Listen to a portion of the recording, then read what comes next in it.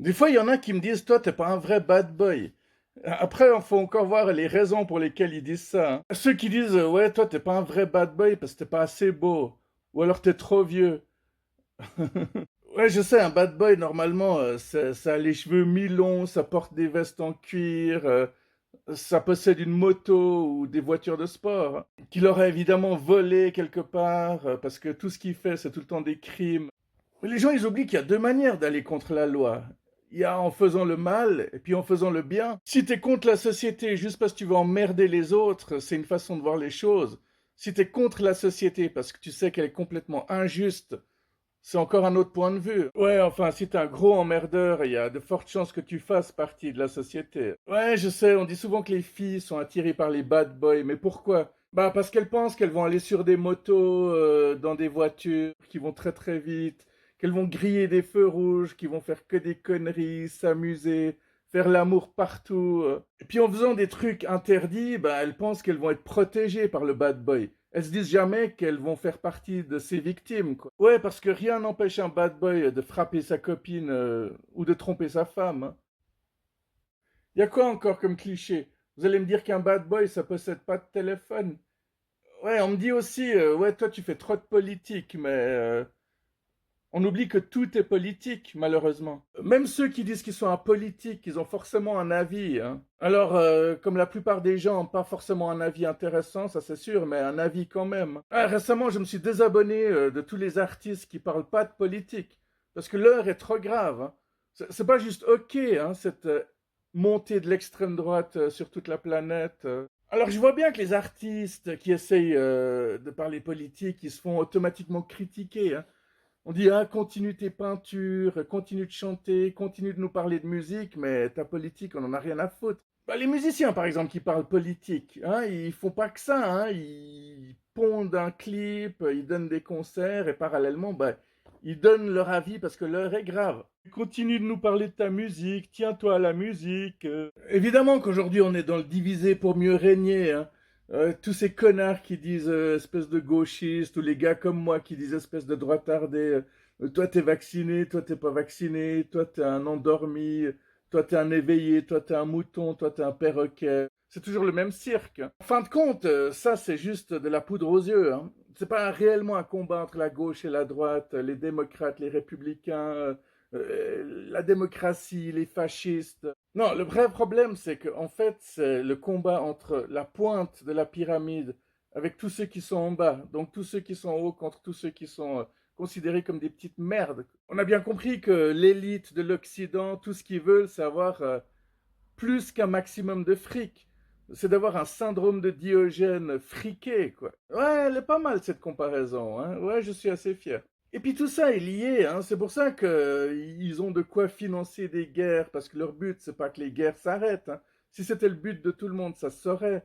Puis les entreprises pharmaceutiques, leur but, c'est pas de guérir les gens, mais bel et bien de les maintenir malades afin de se faire encore plus de fric. Et puis tous ces milliardaires, ils font quoi, hein? Bah finalement, ils s'ennuient, ils s'emmerdent, ils vont prendre des jets privés, ils vont sur des îles, puis ils s'en prennent à des créatures qui peuvent pas se défendre, en l'occurrence les enfants. Et puis tous ces droits tardés de merde là, qui bossent dur en disant aux gens fous-toi un coup de pied au cul, va bosser, l'argent ne tombe pas du ciel.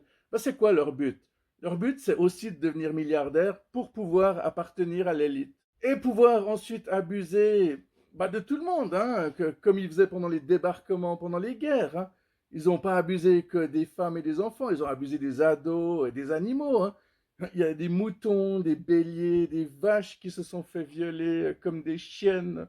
Et tout ça, on n'en parle pas hein, dans les livres d'histoire. Ouais, la guerre, si c'était juste tuer, bah, ce serait moins dramatique déjà. Et tout le pire de l'être humain passe dans la guerre. C'est pour ça que la guerre, c'est la pire chose. Alors il y a ceux pour qui tout est religion. Ah tiens, je viens de recevoir un message justement, je vais vous le lire. Bibo le Habib, tout est lié et tout est religion. Quand on s'est trouvé, on cherche les autres. Les mensonges n'existent que pour l'émergence de la vérité qu'ils couvrent. Satan n'est pas moins en soi qu'en n'importe qui d'autre. Le regard de ceux à qui il manque un œil trahit sa possession. Ça me donne envie de regarder toute une compilation d'images sur les religions. Lieu de naissance, la terre, race humaine, politique, liberté, religion, l'amour. Si ta religion te fait détester quelqu'un, ça veut dire que tu as besoin de changer de religion. Alors, voyons voir ça de plus près. Tu veux pratiquer ta religion, pas de problème, mais fais-le dans ta tête, pas dans la mienne. Tu as quitté ton pays et ta culture, c'est ton droit. Mais ne viens pas chez moi pour m'imposer ce que tu as quitté. Ouais, le respect, ça doit aller des deux côtés. On pourrait se dire comme si elles avaient choisi d'être voilées, mais je vous garantis que c'est troublant de voir des personnes qui veulent être voilées et qui trouvent ça tout à fait normal. La religion, c'est comme une bite. C'est bien d'en avoir une, mais t'es pas obligé de la montrer à tout le monde. La religion est née le jour où le premier mythomane a rencontré le premier naïf. Alors oui, il y a plusieurs variantes. La religion a commencé quand le premier escroc a rencontré le premier imbécile. Et je vous avais aussi dit la dernière fois que la politique, c'est simplement deux salopards qui s'allient pour combattre un troisième salopard. Article dédié aux religieux de toute confession. Vous n'avez pas besoin de religion pour avoir une morale. Si vous êtes incapable de discerner le bien du mal, c'est juste que vous êtes con, pas que vous devez vous convertir. Ça, c'est très moralisateur comme texte. C'est pas toujours évident de faire la différence entre ce qui est bien, ce qui est mauvais. La morale, c'est ce qui est bien. Immoral, c'est ce qui n'est pas bien. Puis après, il y a encore l'éthique. Si tu sais qu'il y a un type qui va buter 20 personnes, mais que tu le tues d'abord, bah, c'est pas moral, mais c'est éthique. Puis pourquoi les gens, ils aiment pas qu'on leur fasse la morale? C'est parce que les gens sont des connards et puis ils aiment bien être des mauvaises personnes. Ils aiment pas, par contre, qu'on le souligne et qu'on leur rappelle.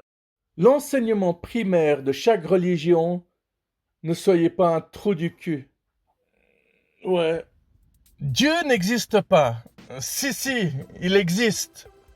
Vous vous souvenez de ces dessins de Charlie Hebdo, qui avait déjà dû faire bien scandale à l'époque sur la religion, fous le camp.